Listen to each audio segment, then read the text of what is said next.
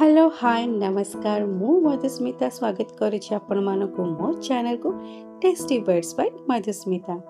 आज मु नहीं आछि आपण मानको पई टेस्टी एंड मजेदार ओडिया रेसिपी ता ना होछि प्रॉन्स आलू पोटल रसा। चलंतु स्टार्ट करिबा। फर्स्ट कड़ी को गैस ऊपर बसे सेथिरे किछि ऑयल ऐड करिबा।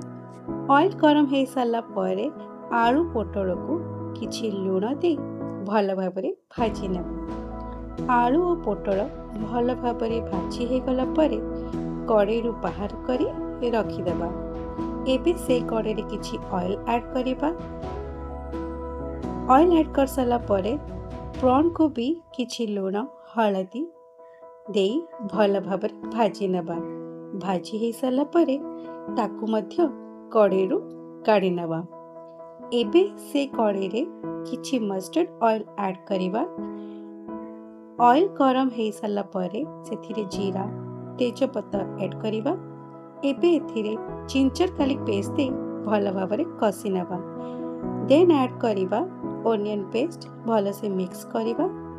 एबे एथिरे लूण हळदी चिली पाउडर फिश मसला एंड लास्ट ऐड करिबा टमाटो प्यूरी दे मसला को भल भाबरे कसी नेबा। मसला कसी हे साला परे एबे ऐड करिबा भाजी थिबा आलू पोटल को मसला सह भल भाबरे मिक्स करिबा।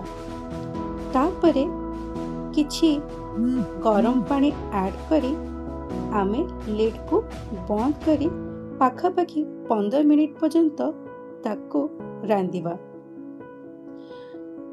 15 मिनिट परे लिड खोली देखिबा ऑलरेडी आमर तरकारी फुटी सारानी। एबे सेथिरे आमे ऐड करिबा भाजी थिबा प्रॉन्स को या चिंगुड़ी को मध्य ऐड करी भल भाबरे मसला सह मिक्स करिबा।